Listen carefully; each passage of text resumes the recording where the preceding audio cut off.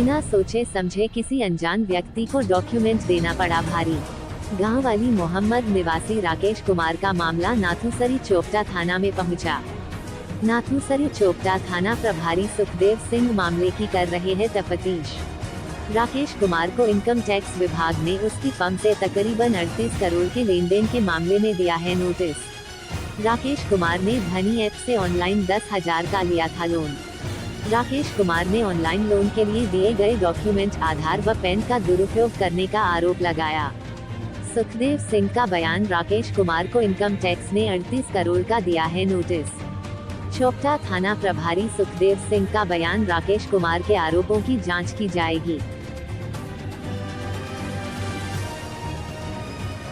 मैं राकेश का चाचा हूँ और हमने जो ये लगभग 38 करोड़ का फर्जीवाड़ा है, ठीक है, ये धनी ऐप से लोन लिया था 10,000 रुपये का और उसके बाद ऑनलाइन डॉक्यूमेंट दिए थे ये रवि धवन को अपने, ठीक है, उनको व्हाट्सएप डॉक्यूमेंट दिए थे। उसके बाद से ये फर्जीवाड़ा हो गए और इतना बड़ा फर्जीवाड़ा हो गया। आज 38 करोड़ रुपए का जो फर्जीवाड़ा मेरे नाम बोल रहा है सर भाई, राकेश के नाम बोल रहा है बेटे के, तो ये हम इससे निजात चाहते हैं। बार बार इससे बीच में 2020 की बात है, एक बार क्राइम ब्रांच लेके भी गया इनको गुड़गांव और वापसी छोड़ के गया, लेकिन अभी तक उसके बाद दोबारा से नोटिस आने शुरू हो गए हैं और हम इस फर्जीवाड़े से निजात चाहते हैं। जो बिल्कुल गरीब आदमी है, यहाँ पे नाई की दुकान करता है। हम पिछले कम से कम 20 साल से इसको जानते हैं, कोई वो नहीं है, कोई फर्जीवाड़े के किसी तरह का ये काम नहीं करता। सारा मामला हुआ कैसे? मामला शुरू में धनी ऐप से लोन लेने से शुरू हुआ था, 10,000 रुपये लिए। उसके बाद से हमें पता ही नहीं है, उसके बाद से नोटिस आने शुरू हुए हैं और ये बढ़ता जा रहा है, बढ़ता जा रहा है। आज हमें 38 करोड़ लगभग दिखाई दे रहा है। जो 10,000 आपने लोन लिए थे, क्या वो भर दिए गए थे? भर दिए गए, वो भर दिया गया। नहीं, आपको क्या लगता है भी जो डॉक्यूमेंट्स आपने उसको रवि धवन को, जो भी आप नाम बता रहे हो, उसको दिए, उसने आगे ये आपके डॉक्यूमेंट दे दिए, उसके बाद ये फर्जी फर्म खुली और सारा ट्रांजैक्शन हुआ? देखो, हम तो इसको यही मान सकते हैं ना, हमने दिए हैं, हमें अभी उसका कोई वो पता ही नहीं है ना, इस चीज़ का तो पता ही नहीं चल पाया। हमें तो ये पता चल रहा है कि आपके नाम पे फर्जी लोन हो रहा है, इतना इतना हो रहा है, 37 करोड़ का आप घोटाला करे बैठे हो और हमें कुछ पता ही नहीं है। हमने उसमें से कुछ 5 रुपया भी नहीं बरत के देखा है, मेन बात ये है। तो पुलिस में आपने शिकायत दी है, तो उसमें क्या हुआ आगे? कार्रवाई करना अभी आगे चल रहा है। अभी 9 को तारीख है, उधर बुलाया है यहाँ पे थाने के अंदर, चोपटा थाने में ना, चोपटा थाने बुलाया। अभी इनकम टैक्स डिपार्टमेंट आप गए हो तो उन्होंने क्या कहा है? वही था उस टाइम, तो थोड़े जो शुरुआत में गुड़गांव की बात बता रहा हूँ मैं, उस टाइम पूछताछ हुई और छोड़ दिया, लेकिन उसके बाद भी निजात तो नहीं हुई ना। उसके बाद आज दोबारा से वही है, मेरे पास ये लेटर आ रहे हैं, कागजात जो मैं आपको दिखा देता हूँ, कागजात दे रहे हैं, ये बार बार लेटर दे रहे हैं और मुझे परेशान कर रहे हैं। कभी पुलिस के नोटिस आ रहे हैं, तो अब आप साइबर क्राइम से आ रहे हैं। तो अब आप क्या मांग कर दे भी? इसकी सारे की जांच होनी चाहिए भी, आपके कागज डॉक्यूमेंट्स कहाँ से चोरी हुए, कैसे गए, क्या टोटली जांच होनी चाहिए और मेरे को परेशान किया जाना बंद होना चाहिए। मेन तो यह है कि मैं जिस चीज़ का जिम्मेदार ही नहीं हूँ, उस चीज़ के लिए क्यों ये सब किया जा रहा है।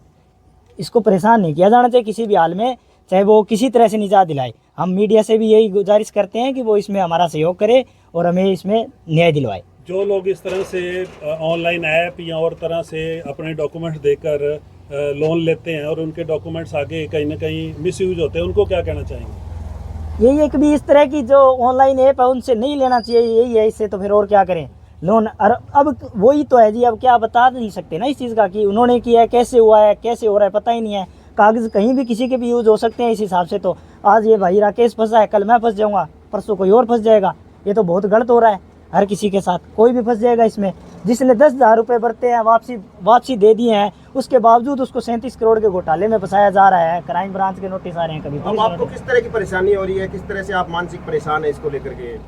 मानसिक मैं नहीं सो ही नहीं पा रहे हैं जी। राकेश इतने दिन से परेशान है, वो कितने दिन से, पिछले से कई दिनों से परेशान है और लगभग ये लगा लो 2020 से परेशान है वो।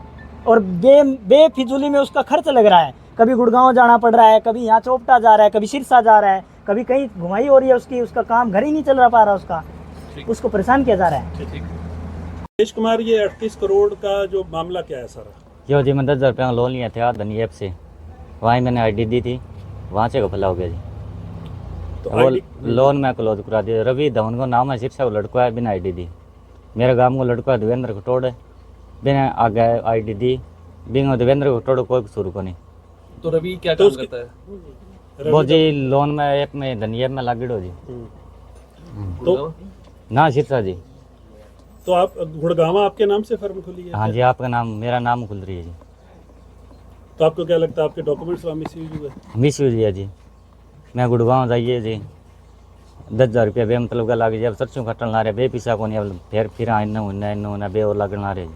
तो अभी जो आप इनकम टैक्स डिपार्टमेंट या पुलिस में गए, चौथा क्या शिकायत थाना दी है गए? पुलिस में आपने? और पुलिस थाना तो बढ़िया दिए जी। नहीं, आपने क्या शिकायत कराई है? मेरे जी प्रमाण खातर कही अब बढ़िया इतना लिखे दे दियो कि इनकम टैक्स में जाओ बटन तारी कार्रवाई चालू हो जाएगी। अब 9 तारीख को आपको लास्ट डेट है भरने की, हाँ जी। कैसे करेंगे? वो जी पुलिस थाना लिख के दे दियो जी, वो बैठा जाके दे गया ना। तो अब इसकी जांच की मांग करते हो सारे? हाँ जी, जांच करवाओ जाएंगे न्याय द्रोह के यहाँ करके।